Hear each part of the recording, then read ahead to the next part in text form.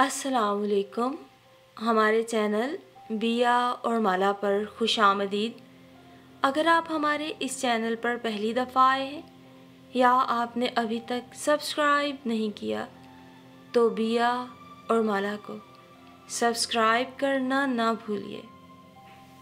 जून की झुलसा देने वाली गर्मी की दोपहर वो अपनी जान से बेजार कॉलेज से घर लौटी तो जाने किस कोने से भुदर भुदर करती नवीदा उससे आन टकराई। तैयबा आपा पता है आज फिर अम्मा अब्बा का बड़ा ज़बरदस्त झगड़ा हुआ है। नवीदा पूरा हलक फाड़ के चिल्लाई और तैयबा का दिल चाहा सारी किताबें उठाकर उसके मुंह पे दे मारे। उसने सोचा नवीदा को इतना भी एहसास नहीं, वो इस झुलसा देने वाली गर्मी में अपनी जान मार कर चली आ रही है। अगर ये खुशखबरी उसे कुछ देर बाद सुनाई जाती तो कौन सी क़यामत टूट पड़ती। कभी तो कोई ढंग की खबर सुनाया करो। वो जलकर बोली, कोई ढंग की खबर हो तो सुनाए भी, कि अपने पास से बनाकर सुना दे। नवीदा ने तड़ से जवाब दिया, अच्छा अब जुबान चलाने की ज़रूरत नहीं, दफ़ा हो जाओ मेरे कमरे से। तैयबा ने किताबें मेज़ पर पटकी और ख़ुद को कुर्सी पर गिरा दिया। चंद लम्हे वो आंखें बंद किए खामोश बैठी रही। अम्मा अब्बा के झगड़े नए तो न थे, वो तो बरसों से यही हंगामे देखती आई थी। उसने सोचा क्या ज़िंदगी में कभी वो दिन भी आएगा जब अम्मा अब्बा के झगड़े ख़त्म हो जाएंगे। शायद कभी नहीं। इन हंगामों के इख्तिताम के मुतालिक तो उस वक्त सोचा जा सकता है जब दोनों सब्र तहम्मुल से काम ले और गुस्से के वक्त दोनों ना सही उनमें से कोई एक खामोश हो जाया करे। मगर यहाँ तो अंदाज ही दूसरे हैं, ना अब्बा झुकने के आदी हैं ना अम्मा। फिर वो उठी, कपड़े तब्दील किए, मुंह धोया और किचन की तरफ जाने के लिए बराबर वाले कमरे से गुजरी तो उसने देखा नैरा आपा खामोश लेटी हुई छत को घूर रही थी। तो ये फिर आ गई। उसने दुख से सोचा, मेरा आना बुरा लगा है तो चली जाऊं। उन्होंने खाली खाली नज़रों से उसकी तरफ देखा। नहीं, ऐसा सोचिए भी मत। तैयबा ज़बरदस्ती मुस्कुराई। उसने सोचा इनका आना और जाना भी कोई नई बात नहीं है। इससे पहले उसने कितनी बार बुरा माना या अच्छा, लोग दूसरों के एहसासात की परवाह किए बगैर क्यों कोई बात कह देते हैं। मगर नहीं, उन्हें ऐसी बात कहने का हक हासिल है। जिन हालात से वो दो चार हैं, इन हालात में इंसान इससे भी ज़्यादा सख्त बात कह सकता है। आपने खाना खाया? तैयबा ने पूछा। तुम समझती हो मुझे भूख होगी? नैरा आपा अजीब अंदाज में बोली। ना भी हो तो क्या, थोड़ा सा खाना पड़ेगा। वो किचन की तरफ चली गई। दिल उसका भी कब जा रहा था, मगर कब तक कोई भूख हड़ताल कर सकता है। वो खाना लेकर आई, मगर उसके शदीद इसरार के बावजूद नैरा आपा ने एक नवाला भी न खाया। वो चुपचाप खाना खाती रही। उसने नैरा आपा से ये नहीं पूछा वो क्यों आई हैं, ना ही उन्होंने कुछ बताया। अम्मा से कोई बात हुई? तैयबा ने पूछा। वो भला बात करती, सलाम का जवाब तक तो दिया नहीं। नैरा आपा जल कर बोली। तैयबा बर्तन समेट के चुपचाप किचन की तरफ चली गई। अम्मा और अब्बा के झगड़े की इब्तिदा कई साल पहले उस वक्त हुई थी जब एक दिन अचानक बम धमाके की तरह अम्मा ने यह खबर सुनी थी कि अम्मा से शादी करने से कुछ ही दिनों बाद अब्बा ने चुपके से दूसरी शादी कर ली थी। और यह धमाका अम्मा ने इस तरह सुना था कि अब्बा के एक ही अजीज़ दोस्त की बीवी अपने घर से मिलने के लिए लाहौर से कराची आई हुई थी। एक दिन वो अम्मा से मिलने चली आई। उन बेचारी को क्या मालूम कि अब्बा ने यह बात अभी तक अम्मा को नहीं बताई। अम्मा से इधर उधर की बातों के दौरान उन्होंने अब्बा का नाम लेकर कहा, उनकी लाहौर वाली बीवी भी बहुत नेक खातून है, उनका घर यूं है, बच्चे यूं हैं। क्या? अम्मा उछली जैसे सारे जिस्म में करंट तोड़ गया। क्यों, आपको नहीं मालूम? अब्बा के दोस्त की बीवी हैरान रह गई। नहीं, अम्मा ने मरी हुई आवाज़ में कहा। और उनके जाने के बाद अम्मा ने भां भां करके जो रोना पीटना शुरू किया तो किसी सूरत चुप न हुई। अब्बा उस वक्त कहीं बाहर गए हुए थे। अम्मा के चीखने चिल्लाने की आवाज़ें सुनकर नैरा आपा, आरिफ भाई, तैयबा और नवीदा अम्मा के कमरे में पहुंच गए। अम्मा इतने गुस्से में थी कि आज से पहले किसी ने भी उन्हें इस कदर गुस्से की हालत में नहीं देखा था। सब पूछ रहे थे, अम्मा बताइए तो सही, आखिर क्या बात है, इतना क्यों रो रही हैं? मगर हर सवाल के जवाब में अम्मा जुबान से कुछ कहने की बजाय अपने बाल और मुंह नोच रही थी। नैरा आपा जल्दी से दौड़कर पानी लाई। सुनिए अम्मा, पानी पी लीजिए, खुदा के लिए रोइए मत, उन्होंने प्यार से कहा। अम्मा ने उनके हाथ से गिलास छीनकर पूरी कुव्वत से फर्श पे दे मारा। प्लीज़ अम्मा, खुद को संभालिए, मैं डॉक्टर को फ़ोन करता हूँ। आरिफ भाई बोले। नहीं, तुम सब के सब मेरे सामने से दफ़ा हो जाओ। مجھے معلوم ہے کس کو کتنا خیال ہے میرا، مجھے بیوقوف بناتے ہو تم لوگ۔ اماں اتنے زور سے چیخی کہ وہ تینوں ڈر کے مارے وہاں سے چلی گئیں، مگر عارف بھائی ہمت کر کے وہیں جمے رہے۔ اماں آخر ایسی کیا بات ہو گئی ہے؟ مجھے بھی نہیں بتائیں گی؟ عارف بھائی نے اپنی اہمیت جتائی۔ نہیں، تم بھی دفع ہو جاؤ۔ اماں نے انہیں بھی اسی لکڑی سے ہانک کر بھگا دیا جس سے تینوں بہنوں کو ہنکایا تھا۔ عارف بھائی بھی اپنا منہ لے کر وہاں سے کھسک گئے، اس لیے کہ اماں تو کسی طرح قابو میں نہیں آ رہی تھی۔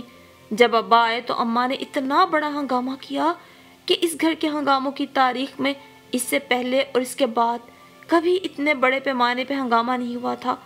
اس روز دوپہر سے لے کے رات تک وقفے سے اماں ابا کے درمیان جھڑپیں ہوتی رہیں۔ ابا کے ساتھ ساتھ بچوں میں سے بھی جو کوئی سامنے آ جاتا، اماں اسے بھی وہ بے بھاؤ کی سناتی تھی کہ مزاج درست ہو جاتے۔ ابا نے 2 شادیاں کی، کوئی شوقیہ نہیں کی تھی، نہ ہی کسی لالچ کے خیال سے کی تھی، بلکہ ایک شادی اپنی پسند اور کچھ مجبوری کی وجہ سے کی تھی، اور جو دوسری شادی اماں سے کی تھی۔ اماں سے شادی کرنے سے قبل ابا کا اپنے ایک دوست کے ہاں کافی آنا جانا تھا جس کی صرف ایک بہن تھی۔ ماں بیماری سے، باپ کسی حادثے کا شکار ہو کے مر گئے تھے۔ دوست کی بہن پردہ تو نہیں کرتی تھی، لیکن خاص طور سے ابا کے سامنے بھی آ کر نہیں بیٹھی تھی، بس کبھی کبھار سامنا ہو جاتا تھا، وہ بھی 2-4 باتیں بس۔ رفتہ رفتہ ابا نے محسوس کیا کہ وہ اپنے دوست کی بہن رابعہ کو پسند کرنے لگے ہیں، اور ظاہری بات تھی کہ رابعہ بھی ابا کی طرف سے انجان تو نہ تھی، مگر دونوں میں سے کسی نے زبان سے اپنی پسند کا اظہار نہ کیا۔ ادھر تو یہ سب ہو رہا تھا، دوسری طرف ابا کے خاندان کے بزرگ ان کی شادی اماں سے کرنے کے لیے اندر ہی اندر اتنی خفیہ کانفرنسیں کر رہے تھے کہ ابا کو مطلق خبر نہ ہوئی۔ انہی دنوں ابا کے دوست کو دل کا اچانک دورہ پڑا کہ رابعہ خود ابا تک بوکھلا گئے۔ اس مشکل ترین وقت میں ابا اپنے دوست کے لیے جو کچھ بھی کر سکتے تھے انہوں نے کیا، جس اچھے ڈاکٹر کا علاج کروا سکتے تھے کروایا، مگر ابا کے دوست زندگی سے دور ہوتے رہے۔ موت کا علاج بھلا کس انسان نے کیا ہے، اور وقت کو کس نے روکا ہے؟ اس دائمی جدائی کے وقت صرف ابا ہی اپنے دوست کے قریب تھے، اور یا پھر رابعہ تھی۔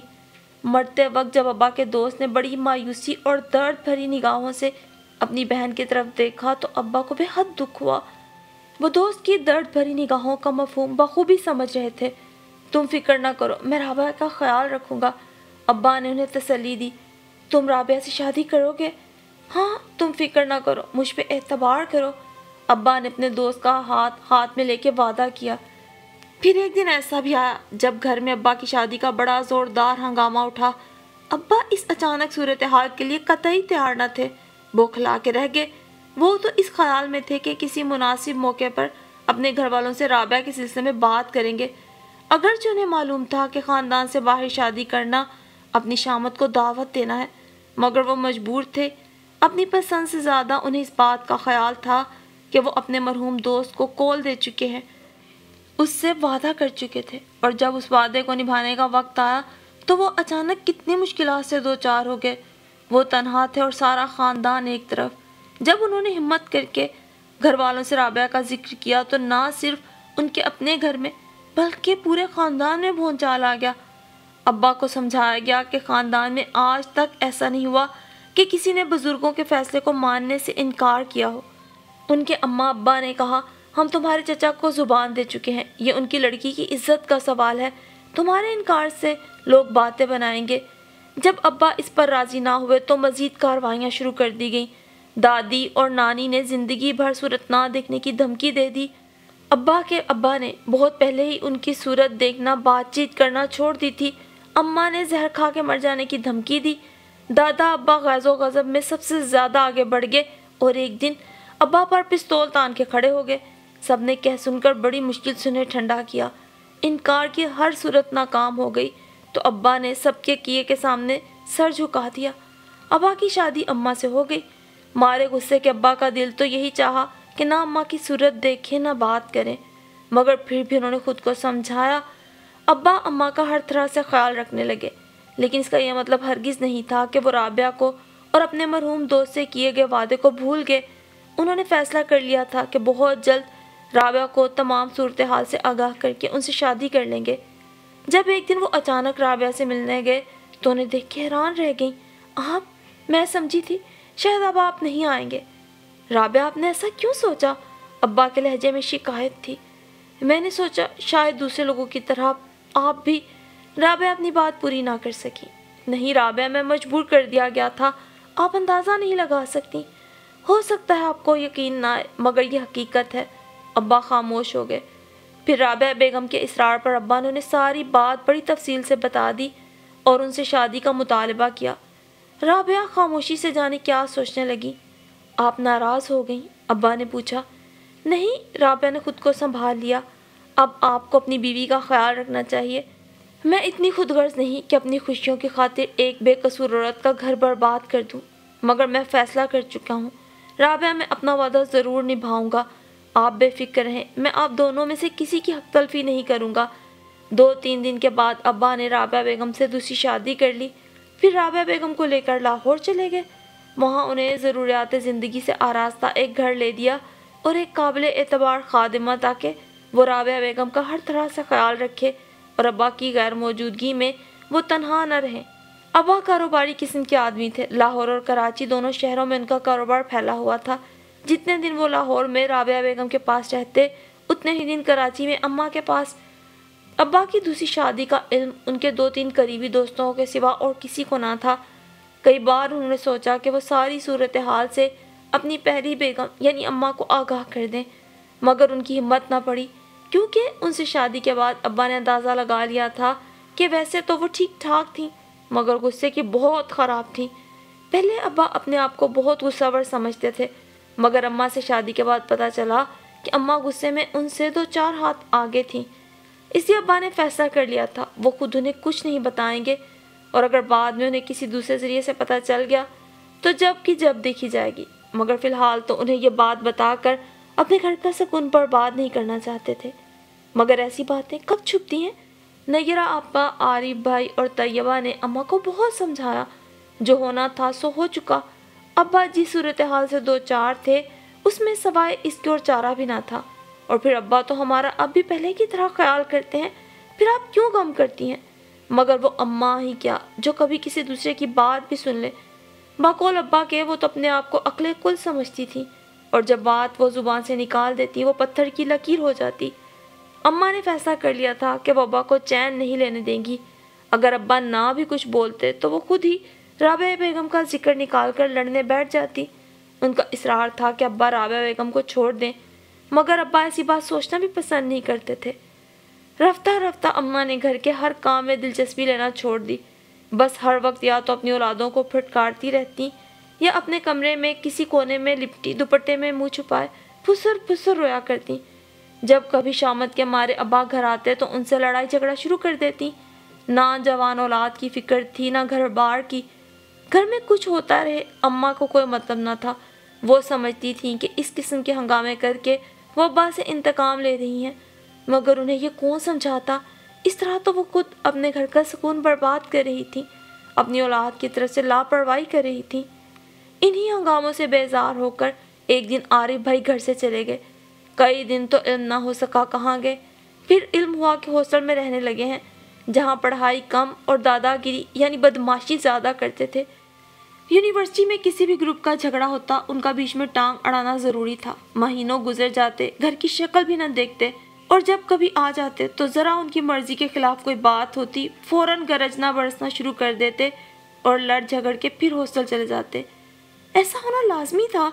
जब घर में तवज्जो और सुकून न मिले और माँ बाप के झगड़े इस हद तक बढ़ जाएं कि वो अपनी औलाद की तरफ से भी गाफिल हो जाएं, तो आरिफ भाई जैसी फितरत रखने वाले नौजवान घर के माहौल से राह फरार इख्तियार कर लेते हैं।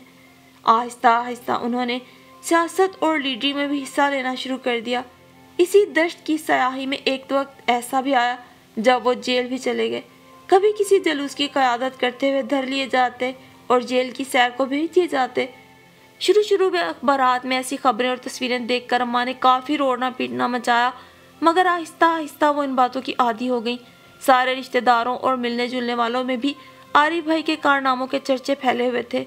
शुरू में तो सभी मिलने आते, मगर जब सबने देखा कि इस घर के ढंग ही सारी दुनिया से निराले हैं, तो आहिस्ता आहिस्ता सब अलग हो गए। अम्मा को किसी आए गए से कोई मतलब ही ना था, सीधे मुँह किसी से बात ही ना करती। अब्बा घर में रहते ही कम थे और जब घर में होते भी तो लड़ाई झगड़ों को निपटाने से फुर्सत ही ना मिलती थी। उस दिन भी आरिफ भाई खैर से घर आए हुए थे। मूड भी बफजले खुदा काफ़ी अच्छा था। 2-3 दिन घर में रहने का इरादा भी था, मगर अम्मा से बातें करते हुए खुदा जाने किस बात पे झगड़ा हो गया और वो दनाते हुए चले गए। उनके जाने के बाद अम्मा ने कुछ गौर किया तो उन्हें एहसास हुआ कि गलती उन्हीं की थी, मगर अब गुस्सा किस पर उतारती। सामने बरामदे में नवीदा स्कूल से आते ही यूनिफॉर्म उतारे बगैर धम धम रस्सी कूद रही थी। उनके कदमों की धमाधम अम्मा के जहन पर हथौड़े बन के बरस रही थी। अम्मा का पैमाना सब्र लबरेज हो गया। नवीदा! अम्मा ने कमरे में बैठे बैठे ही नवीदा बेगम को ललकारा।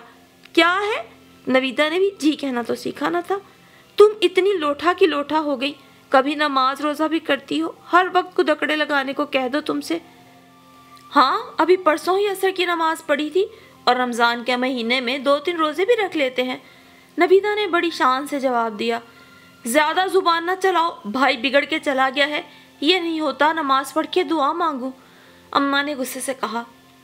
बड़ी आई, खुद तो डांट के उन्हें भगा दिया, अब हमसे कह रही हैं नमाज पढ़ के दुआ मांगो। नवीदा ने तड़ से जवाब दिया। आखिर वो भी अम्मा ही की बेटी थी। ये हम क्या होता है? मैं नहीं कहा जाता, अम्मा ने डांटा। मगर हम तो ऐसे ही कहेंगे, हमसे बकरी की तरह मैं नहीं किया जाता।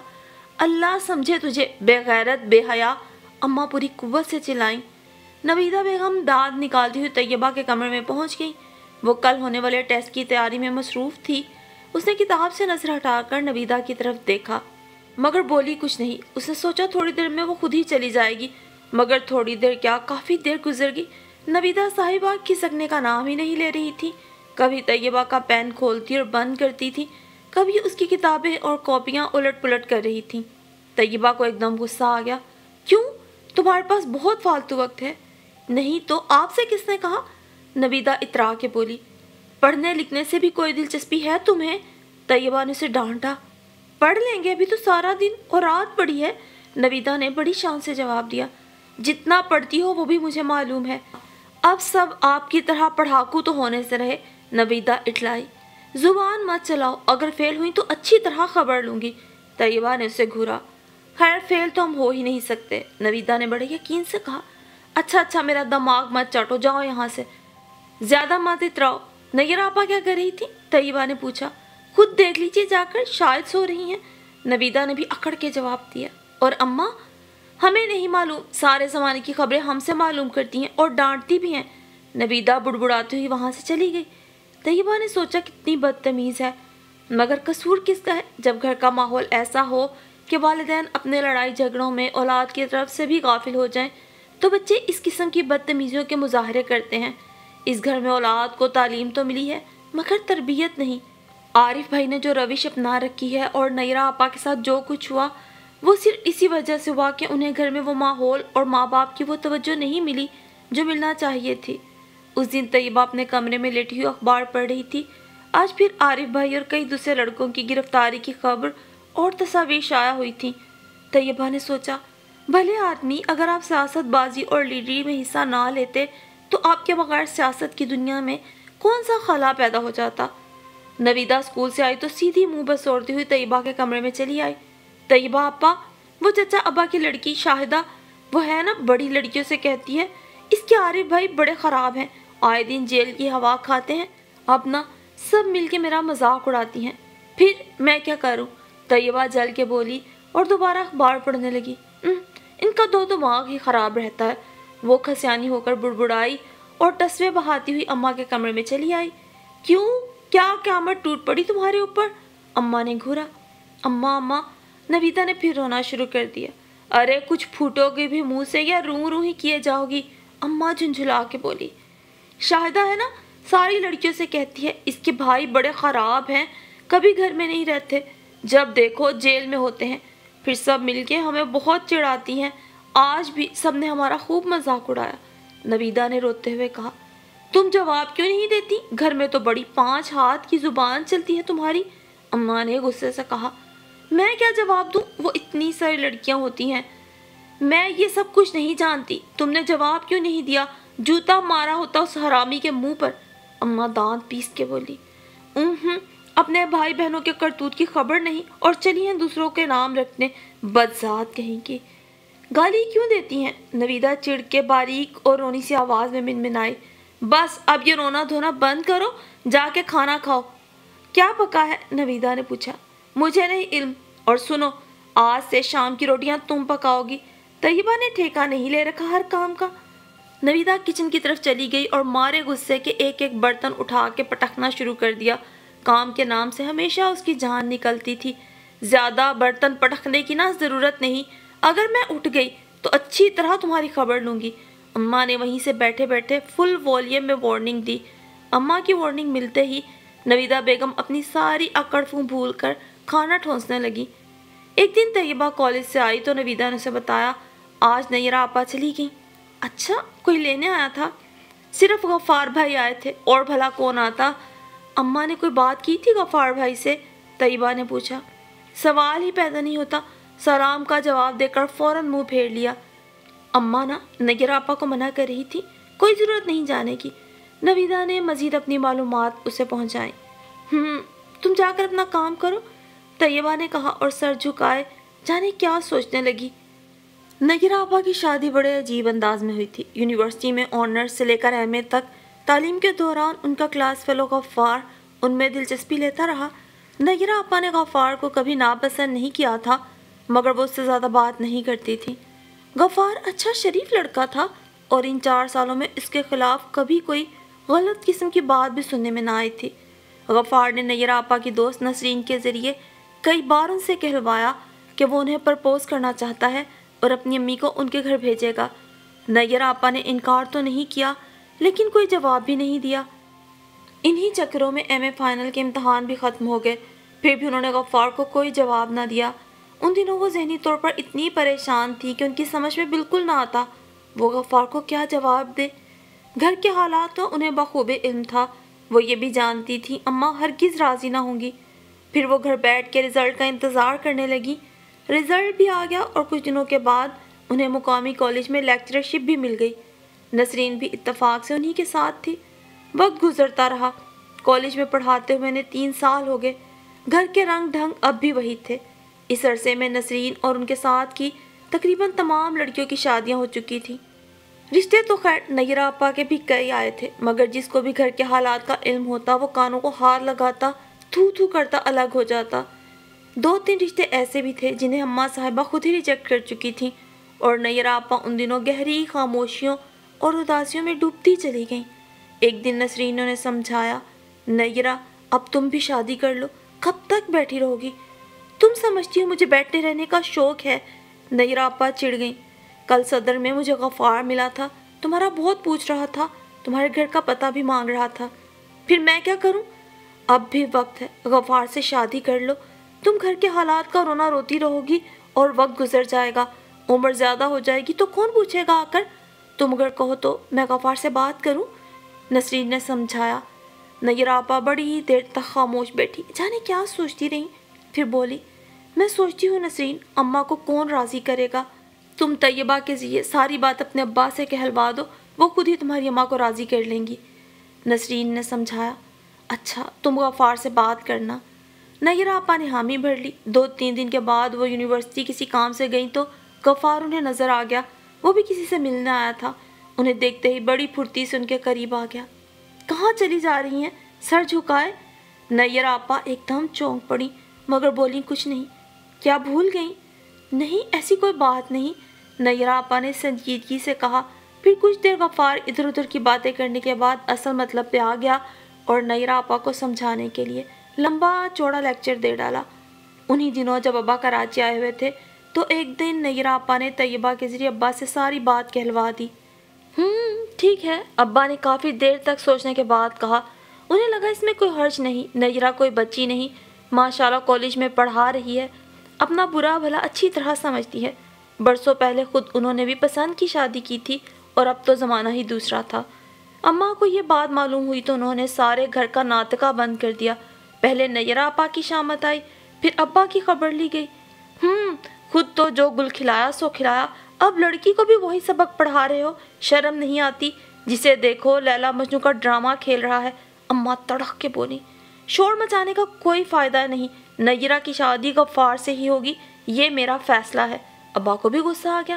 ٹھیک ہے، جو تم لوگوں کا دل چاہے کرو، میری تو کوئی اہمیت ہی نہیں ہے اس گھر میں، میں بھی کسی دن کچھ کھا کے سو رہوں گی، تب سب کو چین آ جائے گا۔ اماں دیر تک بڑبڑاتی رہیں اور یوں نیرہ آپا کی شادی ہو گئی۔ کچھ دن تو بڑے سکون سے گزرے۔ اس کے بعد ساس بہو اور نندوں کے نہ ختم ہونے والے جھگڑوں کا سلسلہ شروع ہو گیا۔ غفار صبح کا گیا، شام کو تھکا ہوا گھر واپس آتا تو اس کے سامنے نیرہ آپا کے خلاف شکایتوں کا دفتر کھل جاتا۔ بیچارہ کبھی ماں بہنوں کو سمجھاتا، کبھی نیرہ آپا کو۔ نیرہ آپا کی حمایت کرتا تو ماں بہنیں بگڑ جاتی، ماں بہنوں کی حمایت میں اگر کبھی انہیں کچھ کہہ دیتا تو وہ رونے بیٹھ جاتی۔ انہی دنوں عارف بھائی گھر والوں سے ناراض ہو کے ہاسٹل چلے گئے اور پھر آئے دن اخباروں میں ان کی گرفتاری کی خبریں آنے لگی۔ غفار کی ماں بہنیں دو ایک بار نیرہ آپا کے گھر والوں سے ملنے گئیں تو ان کے اماں ابا کے لڑنے اور چیخو پکار کی وہ زوردار آوازیں انہوں نے سنی کہ باہر ہی سے لوٹ گئی۔ اب ان کے پاس غفار کو نیرہ آپا کے خلاف بھڑکانے کے لیے ایک نیا موضوع ہاتھ آ گیا۔ شروع میں تو غفار نے ان باتوں کو کوئی اہمیت نہ دی، مگر کب تک؟ آخر وہ بھی انسان تھا۔ جب ہر وقت اٹھتے بیٹھتے اس کے سامنے اس قسم کی باتیں ہونے لگی کہ اس نے تمہیں دھوکہ دیا، پہلے سے نہیں بتایا کہ اس کا بھائی آوارہ ہے، اشتہاری ہے، ملزم ہے، باپ دو شادیاں کیے بیٹھا ہے اور ماں یوں لڑاکا ہے، تو غفار کو بھی غصہ آ گیا۔ وہ بھی آئے دن نیرہ آپا کو بھائی کی آوارہ گردیوں کے طعنے دینے لگا۔ نیرہ آپا نے کئی بار غفار سے کہنا چاہا کہ انہوں نے اسے کوئی دھوکہ نہیں دیا، ان کی شادی کے وقت تک عارف نے کبھی کوئی ایسی حرکت نہیں کی تھی، نہ کبھی جیل گیا تھا، پھر وہ اپنے بھائی کے خلاف کیسے کوئی بات کہہ دیتی۔ اور جہاں تک ابا کی 2 شادیوں اور گھر کے دوسرے جھگڑوں کا تعلق تھا تو اس سلسلے میں انہوں نے غفار کو کئی بار بتانا چاہا تھا اور اسی لیے وہ پہلے شادی پہ بھی راضی نہیں ہوتی تھی، مگر غفار نے انہیں کچھ بھی کہنے کا موقع ہی نہ دیا۔ اس وقت تو اسے بس ایک ہی دھن سوار تھی کہ کسی طرح نیرہ آپا اس سے شادی کرنے پہ رضامند ہو جائیں، پھر بھلا اس میں نیرہ آپا کا کیا قصور تھا؟ مگر اب تو غفار کو خدا جانے کیا ہو گیا تھا، اسے نیرہ آپا کی کسی بات کا یقین ہی نہ آتا، نہ ہی ان کے آنسو اور سسکیاں اسے متاثر کرتے تھے۔ پھر آئے دن ان کی اور غفار کی لڑائیاں ہونے لگیں۔ ان دنوں نیرہ آپا بالکل بے بس ہو کر رہ گئی تھی۔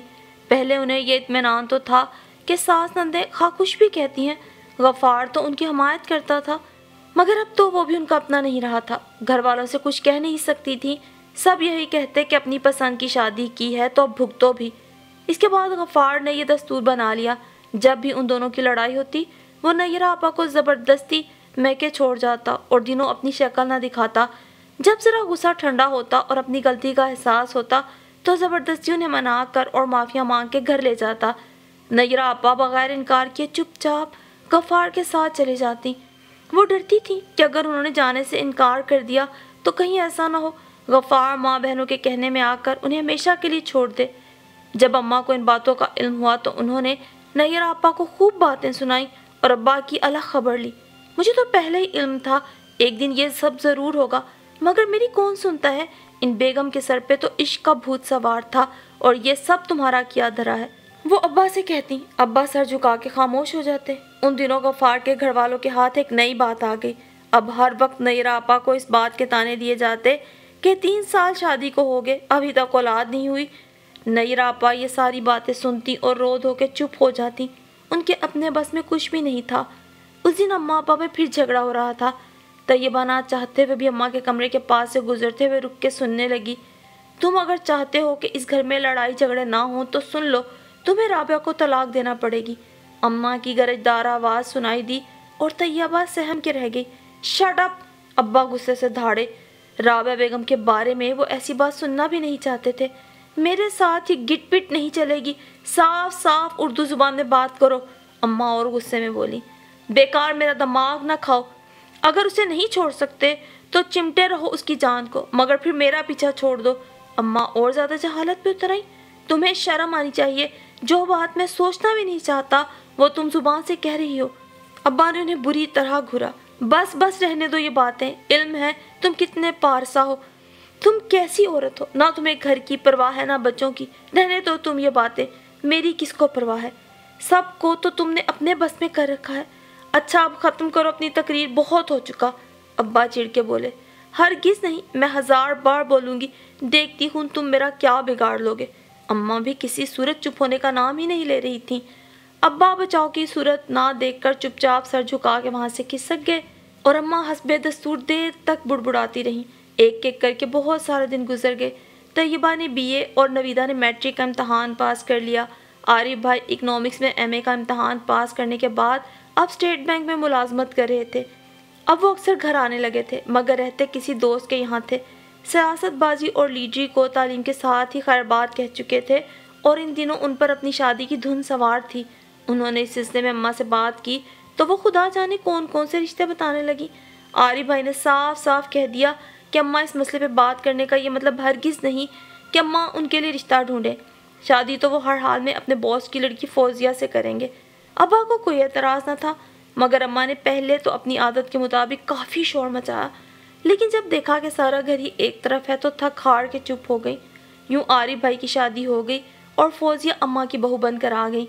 अम्मा का अब भी वही दस्तूर था, मगर बहू को कुछ नहीं कहती थी। डरती थी कि अगर उन्होंने उसे कुछ कहा तो आरिफ उसे लेकर कहीं चले ना जाए, और वो नहीं चाहती थी कि बरसों बाद जो बेटा इंसान बन के घर आया है वो दोबारा उनसे बिछड़ जाए, और अब के बिछड़े तो जाने कभी मिले भी या नहीं। तैयबा को शुरू ही से फाइन आर्ट्स में एमए करने का शौक था, मगर कराची यूनिवर्सिटी में फाइन आर्ट्स डिपार्टमेंट नहीं था। अब्बा को मालूम हुआ तो वो उसे अपने साथ लाहौर ले गए। तैयबा का इरादा था कि वो हॉस्टल में रहेगी। उसने कभी भूल के भी नहीं सोचा था कि अब्बा उसे राबिया बेगम के घर ले जाएंगे। अब्बा, मैं हॉस्टल में रहूँगी। तैयबा ने कहा, हॉस्टल में रहने की क्या ज़रूरत है, यहाँ तुम्हें क्या तकलीफ़ है? मुझे कोई तकलीफ़ नहीं, अम्मा को मालूम हुआ तो नाराज़ होंगी। उनकी फ़िक्र ना करो, उन्हें तो आदत पड़ गई है हर बात पे नाराज़ होने की। अब्बा ने बात ही ख़त्म कर दी। तैयबा भी खामोश हो गई। दरअसल वो खुद भी यहाँ रहना नहीं चाहती थी। यहाँ आते ही उसे घर का पुरसकून माहौल देखकर अपने घर का हंगामा परवर माहौल याद आया था, जहाँ सुकून नाम की कोई शय न थी, जहाँ होश संभालते ही उसने अम्मा अब्बा को लड़ते झगड़ते देखा था, और इस माहौल के जो असरात उन भाई बहनों के जहनों पर हुए थे उनका उसे बड़ी शिद्दत से एहसास हो रहा था। जाने क्यों उसे यूँ महसूस हो रहा था जैसे उसके घर को बेसकून और तबाह करने की तमाम जिम्मेदार राबिया बेगम है। हालांकि इससे पहले उसने राबिया बेगम के बारे में कभी इस किस्म की बातें नहीं सोची थी। अपनी इन बेकार सोचों पे वो खुद भी परेशान हो जाती। राबिया बेगम, उनकी छोटी लड़की यास्मीन, बड़ा बेटा अरफान और उनकी बहू फरजाना सभी तैयबा के आने से बहुत खुश थे। हर शख्स उसके साथ बड़ी मोहब्बत से पेश आता। उसे सबसे अच्छा और अलग कमरा दे रखा था ताकि वो डिस्टर्ब ना हो, मगर जाने क्यों तैयबा को ये सारी बातें बनावटी लगती थीं। फिर आहिस्ता आहिस्ता उसे इस घर के लोगों से खलूस और मोहब्बत का यकीन आता गया, और अब उसे अपने गुजरे हुए ख्यालात पर नदामत होती। उस दिन तैयबा और यास्मीन बातें कर रही थीं। बाजी, आपको पता है हमारे फारूक भाई लंदन से डॉक्टर बनकर आए हैं, कल हमारे घर भी आएंगे। यास्मीन ने खुश होकर उसे बताया। अच्छा, ये फारूक भाई कौन है? हमारी सादिया आंटी के बेटे हैं, यास्मीन ने कहा। और सादिया आंटी कौन है? हमारी अम्मी की बहन बनी हुई है। फारूक भाई इतने शानदार आदमी हैं कि बस। ठहरिए, मैं आपको उनकी तस्वीर दिखाती हूँ, यास्मीन ने कहा। नहीं, क्या ज़रूरत है, तैयबा ने उसे मना किया, मगर यास्मीन वहाँ से जा चुकी थी। अम्मी अम्मी सुनिए, फारूक भाई की तस्वीरें कहाँ रखी हैं? तैयबा ने यास्मीन के ज़ोर ज़ोर से बोलने की आवाज़ सुनी। क्यों, ये अचानक तुम्हें उसकी तस्वीरों की क्या फ़िक्र पड़ी? अम्मी, तैयबा बाजी को दिखाती हूँ। तैयबा ने सोचा, अजीब है ये लड़की भी, भला अम्मी क्या सोचेंगी। इतने में यास्मीन तस्वीरें ले आई। बस एक ही तस्वीर काफ़ी है, तैयबा ने तस्वीर उठा के देखते हुए कहा। बताइए बाजी, कैसे हैं? यास्मीन ने दाद तलब नज़रों से उसकी तरफ देखते हुए पूछा। बस यूं ही से है, और तस्वीरों में तो सभी अच्छे आते हैं ना। आपको क्या मालूम, फारूक भाई तो अपनी तस्वीरों से कहीं ज़्यादा अच्छे हैं। यास्मीन ने फ़ौरन फारूक की हिमायत की। भाई अगर हैं तो मैं क्या करूं? तैयबा को हंसी आ गई। उनकी तारीफ़ें कीजिए जैसे मैं करती हूँ। ये काम ना तुम ज़्यादा अच्छा करती हो। वैसे कितना कमीशन देते हैं तुम्हें फारूक भाई? बाजी, आप भी बड़ी ख़राब हैं। अच्छा भाई, गलती हो गई, माफ़ कर दो, तैयबा मुस्कुराई। और फिर दूसरे दिन शाम को सब चाय की मेज़ पे तैयबा का इंतज़ार कर रहे थे। वो अभी तक सो रही थी, फारूक भी आ चुके थे। आज तैयबा अभी तक सो रही है, राबिया बेगम ने कहा। थक गई होगी, आज यूनिवर्सिटी से भी काफ़ी देर से आई है, उनकी बहू फरजाना ने कहा। हाँ, मेरे आने के काफ़ी देर बाद आई थी, रोज़ तो मुझसे पहले आ जाती है, इरफान भाई ने कहा। तैयबा ड्राइंग रूम की तरफ आ रही थी कि उसने फारूक की आवाज़ सुनी। तुम्हारी तैयबा अपा की शक्लो सूरत में कोई खराबी मालूम होती है, जब ही सामने आने से घबरा रही हैं। फारूक भाई ने यास्मीन को चिढ़ाया। बड़े आए कहीं क्या आप, आपसे तो 1000 दर्जे खूबसूरत हैं। यास्मीन फट से बोली। तैयबा ने सोचा ये यास्मीन भी ना अपनी नबीदा से कम नहीं, और चुपचाप आकर कुर्सी पे बैठ गई। ये तैयबा है, राबिया बेगम ने फारूक को बताया। जी, फारूक ने एक उचटती सी नज़र तैयबा पर डालते हुए कहा। और बेटी ये फारूक है, कल ही लंदन से आया है। तैयबा फारूक को देखे बगैर खामोशी से प्याली में चाय उंडेलने लगी। सभी लोग हंस रहे थे, बातें कर रहे थे, मगर तैयबा बिल्कुल खामोश थी। बाजी आप भी तो कुछ बोलिए ना, वरना फारूक भाई समझेंगे आप गूंगी हैं, यास्मीन ने तैयबा से कहा। सब लोग हंस पड़े और तैयबा झींद के रह गई। क्या बात है बेटी, तबीयत तो ठीक है तुम्हारी? जी बिल्कुल ठीक हूँ अम्मी, तैयबा ने कहा। देखा आपने, हमारी बाजी बोलती हैं मगर कम, यास्मीन ने फारूक से कहा। यास्मीन या तो खामोशी से बैठो वरना चली जाओ, राबिया बेगम ने अब उसे डांटा। तैयबा सबसे पहले चाय पीकर ड्राइंग रूम में चली गई। वो ताज़ा आए हुए रसाले देख रही थी कि बाहरी पर्दे सरका के फारूक अंदर आ गए। उन्हें देखते ही तैयबा उठकर जाने लगी। तशरीफ़ रखिए, मुझे मालूम न था कि आप यहाँ हैं, फारूक ने बेहद संजीदगी से कहा और फ़ौरन वहाँ से चले गए। तैयबा ने इत्मीनान का सांस लिया। उसने सोचा अगर इस वक्त राबिया बेगम या कोई और यहाँ आ जाता तो जाने क्या ख्याल करता। उसी शाम फारूक के यहाँ उनके लंदन से लौट कर आने की खुशी में पार्टी थी। तैयबा का जाने का बिल्कुल इरादा न था, मगर राबिया बेगम के 1-2 बार कहने से वो राज़ी हो गई। उसने सोचा उसके बार बार इनकार से सब लोग जाने क्या समझें। वो गहरी नीली शिफॉन की साड़ी और पूरी आस्तीनों के ब्लाउज में थी। आज तो ना हर तरफ हमारी बाजी ही नज़र आएगी, यास्मीन उसे देखते हुए खुश होकर बोली। वो लोग फारूक के घर पहुँचे तो वहाँ बहुत से मेहमान आ चुके थे, कुछ आ रहे थे। हर तरफ रंग बरंग आंचल और मुख्तलिफ खुशबुएं फैली हुई थी। फारूक और उनकी अम्मी ने इन लोगों का इस्तकबाल किया। ये बच्ची कौन है? फारूक की अम्मी ने राबिया बेगम से तैयबा के बारे में पूछा। ये तैयबा मेरी बेटी कराची से आई है, राबिया बेगम ने उन्हें बताया। माशाअल्लाह बहुत प्यारी है। फारूक की अम्मी ने तैयबा के सर पे हाथ फेरकर उसे प्यार किया। उसी वक्त तैयबा की नज़र फारूक पे पड़ी। वो गहरे ब्राउन सूट में बेहद शानदार लग रहे थे और गहरी नज़रों से उसकी तरफ देख रहे थे। वो खसियानी होकर दूसरी तरफ देखने लगी। चाय से फारिग होकर तैयबा यास्मीन के साथ सबसे अलग एक कोने में जाकर बैठ गई। बहुत सी लड़कियां खुद को ज़्यादा से ज़्यादा फारूक के करीब रखने की कोशिश कर रही थी। तैयबा को उन सब पर गुस्सा आ रहा था। कैसी चीप लड़कियां हैं, ये किस तरह खुद को गिरा रही हैं। और दिल ने कहा, तैयबा बेगम आप क्यों दूसरों के गिरने का गम कर रही हैं? फारूक सबसे बातें करने के बाद उन दोनों के करीब आ गए। आप उन लड़कियों से क्यों बातें कर रहे थे? सभी इतरा रही हैं, अच्छी ज़रा भी नहीं है। अच्छा, फारूक हंस पड़े। पहले से मना कर देती तो उन सारी लड़कियों से बात ही ना करते। खैर कोई बात नहीं, आइंदा ख्याल रखिएगा, यास्मीन ने बड़े रौब से कहा। बाजी आप खामोश क्यों हैं, कुछ बोलिए ना, यास्मीन ने अब तैयबा को छेड़ा। तैयबा लेकिन खामोश रही। फारूक बड़ी देर तक यास्मीन से बातें करते रहे और फिर थोड़ी देर बाद फारूक वहाँ से उठ के चले गए। यास्मीन भी उठकर जाने की इस तरफ निकल गई। तैयबा कुछ देर तो उसका इंतज़ार करती रही, फिर उसे ढूंढती हुई तवील बरामदे की तरफ निकल गई, जहाँ रोशनियाँ बहुत मध्यम थी और खामोशियाँ बहुत गहरी। यास्मीन आई तो तैयबा वहाँ नहीं थी। सामने ही फारूक खड़े हुए अपने दोस्तों से बात कर रहे थे। फारूक भाई फ़ौरन यहाँ आइए। फारूक ने फ़ौरन यास्मीन बेगम के हुक्म की तामील की। फरमाइए। बाजी मालूम नहीं कहाँ गई, चलिए उन्हें ढूंढते हैं। चलिए, फारूक मुस्कुराए। और फिर उन दोनों ने तैयबा को कई जगह ढूंढा मगर वो नज़र न आई। और जब दोनों बरामदे में पहुँचे तो फारूक ने देखा वो बरामदे के आखिरी सतून के करीब तन्हा खड़ी थी। फारूक घबरा गए। वो रोशनियों को छोड़कर यहाँ क्यों चली आई थी? आप दूसरों को क्यों परेशान करती हैं, यहाँ क्यों चली आई? जवाब देने में भी आपको जहमत होती है, फारूक ने गुस्से से कहा। बाजी आप फारूक भाई से नाराज़ हैं? यास्मीन ने उसे खामोश देख के पूछा। बेकार बातें मत करो, कम बोला करो। तैयबा को अब गुस्सा आ गया। इसे क्यों डांट रही हैं? ये बेचारी सारे में आपको ढूंढती फिर रही थी और आप मज़े से यहाँ खड़ी थी। फारूक अभी तक गुस्से में थे। आप अब बहुत बदतमीज़ इंसान हैं। तैयबा ने बेइंतहा गुस्से से उनकी तरफ देखा। और अपने बारे में आपका क्या ख्याल है? फारूक भला क्यों खामोश रहते? वो कोई ऐसे गए गुजरे तो ना थे कि बिला वजह उसकी बदतमीजियों को बर्दाश्त करते। मेरी बदतमीजियों से आपको कोई मतलब नहीं होना चाहिए, तैयबा जल के बोली। आप खुद को इतनी अहमियत मत दिया कीजिए, समझी? फारूक ने गुस्से से कहा। خود کو اہمیت دینے کا حق تو صرف آپ کو حاصل ہے۔ طیبہ نے بھی طنزیہ انداز سے کہا اور یاسمین کا ہاتھ تھام کے وہاں سے چلی گئی۔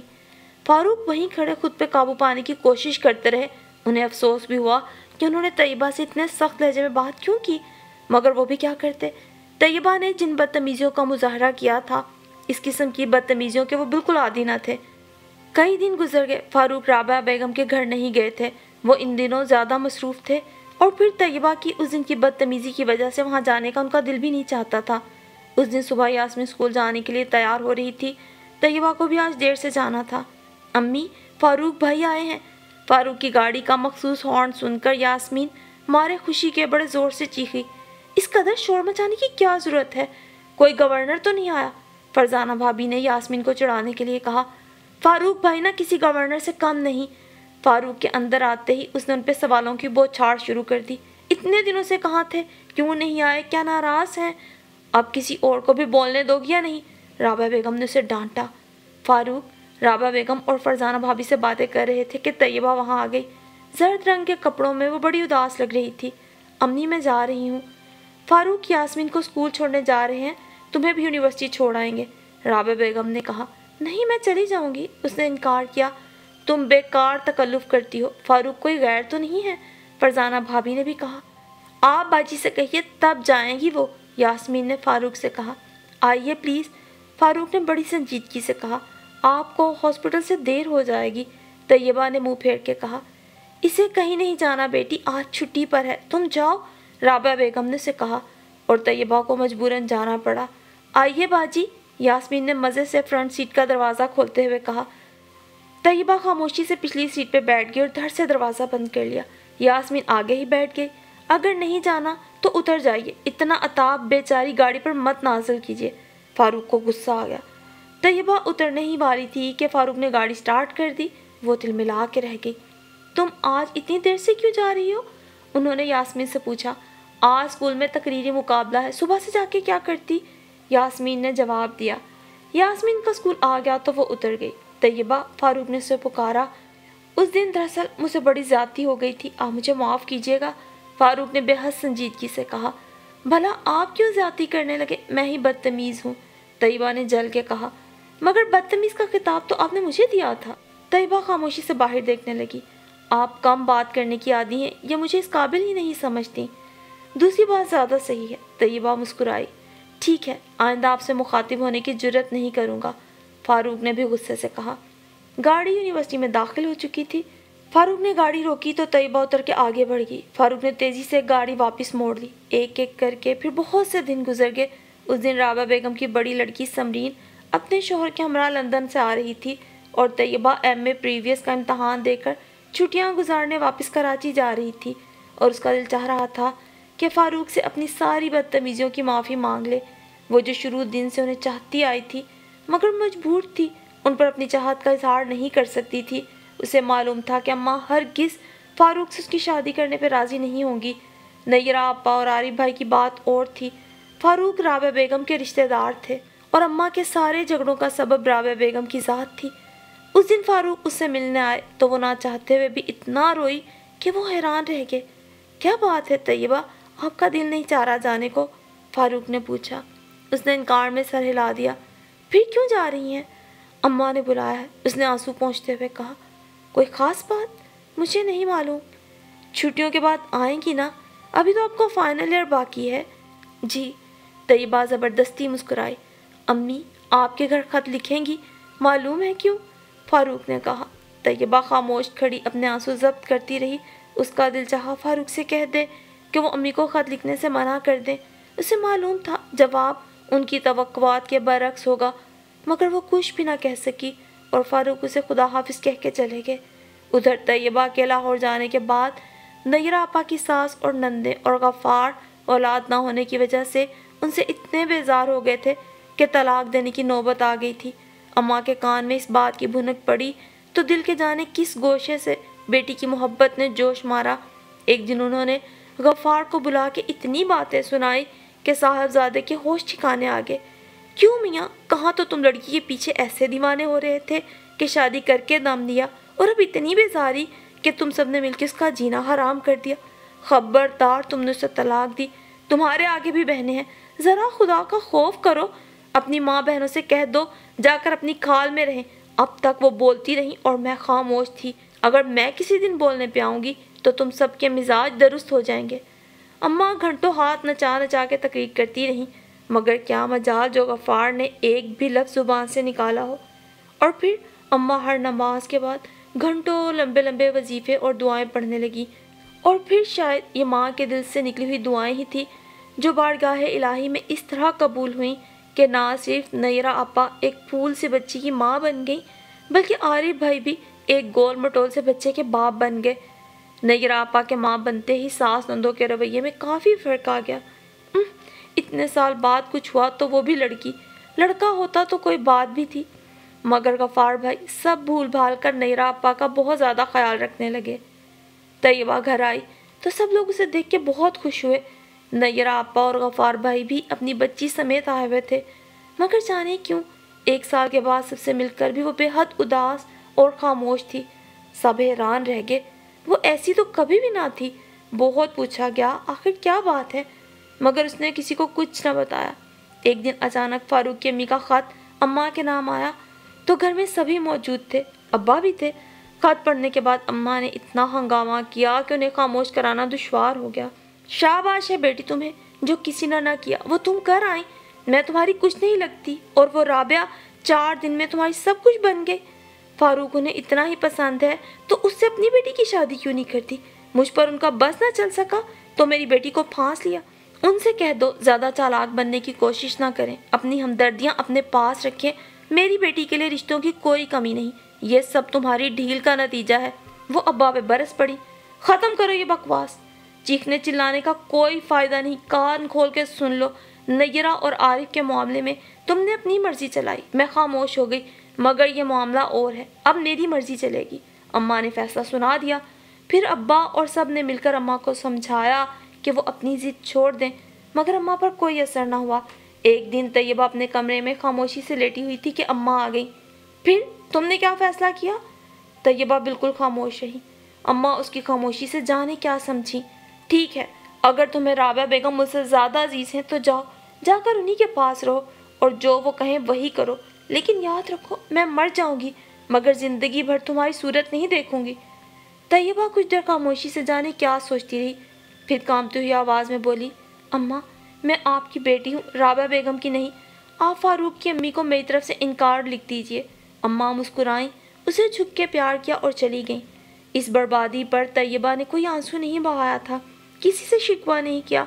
وہ سب سے بات بھی کرتی، مسکراتی بھی تھی، مگر اس انداز سے کہ ہر مسکراہٹ کے پیچھے غم پوشیدہ ہوتے تھے۔ پھر آہستہ آہستہ اس نے سب سے بات کرنا چھوڑ دی، خاموش لیٹی گھنٹوں سوچے جاتی، اور نیرہ آپا سہم گئی۔ انہیں حیرت تھی کہ محبت کی ناکامی کا عظیم صدمہ جھیلنے کے بعد بھی اس نے کوئی آنسو نہ بہایا۔ ایسا شاندار انسان اس کا متمنی تھا، کہیں اس کے دل و دماغ پہ کوئی اثر نہ پڑے۔ اماں تو ہمیشہ سے اولاد کے معاملے میں سخت دل تھی، کہیں طیبہ کی یہ خاموش محبت اسے لے نہ ڈوبے، کہیں اس کی طویل خاموشیاں اور گہری اداسیاں کسی بڑے طوفان کا پیش خیمہ نہ ہوں۔ انہوں نے ابا سے کہہ کر اور جانے کس طرح امی کو راضی کر کے فاروق اور رابعہ بیگم کو طیبہ کی تشویشناک حالت کا تار بھجوایا، مگر اب یہ سب کچھ بعد از وقت تھا۔ طوفان آ چکا تھا، اور جب طوفان آ کر گزر جائے تو باقی کیا رہ جاتا ہے؟ طیبہ کئی دنوں سے 1 منٹ کے لیے بھی نہیں سوئی تھی، نہ ہی اب وہ کسی کو پہچان پا رہی تھی، نہ بات کرتی تھی۔ ڈاکٹروں کی بہترین کوششیں بھی اپنا اثر نہ دکھا سکی تھیں، اور پھر جس شام کی فلائٹ سے فاروق اور رابعہ بیگم آ رہے تھے، اسی شام سوچتے سوچتے طیبہ بیگم کے دماغ کی رگیں پھٹنے لگیں۔ دل میں درد کی اتنی شدید لہریں اٹھیں کہ دل درد اور غم کے سمندر میں ڈوبتا ہی گیا، ایسا ڈوبا کہ پھر ابھر نہ سکا۔ برداشت کی بھی تو کوئی حد ہوتی ہے، اور وہ تو بچپن سے لڑائیاں جھگڑے فساد برداشت کرتی آ رہی تھی۔ دل بھی تو کمزور ہوتے ہیں، کبھی ہار جاتے ہیں۔ طیبہ کا دل ہار گیا تھا، زندگی میں ملنے والی یہ واحد خوشی گنوا کر جیسے وہ جینے کا حوصلہ ہی کھو بیٹھی تھی۔ یوں تو اماں کی لڑاکا اور ضدی طبیعت نے تمام بچوں کی شخصیات کو ہی نقصان پہنچایا تھا، مگر یہ آخری اور بڑی ضد تو ان کے گھر کی آخری خوشی لے ڈوبی تھی۔ اور وہ شام شاید موسم سرما کی اداس ترین شام تھی، جب طیبہ لال جوڑا پہننے کی بجائے سفید کفن میں ملبوس خاموش محبت دل میں چھپائے اس دنیا سے رخصت ہو گئی تھی۔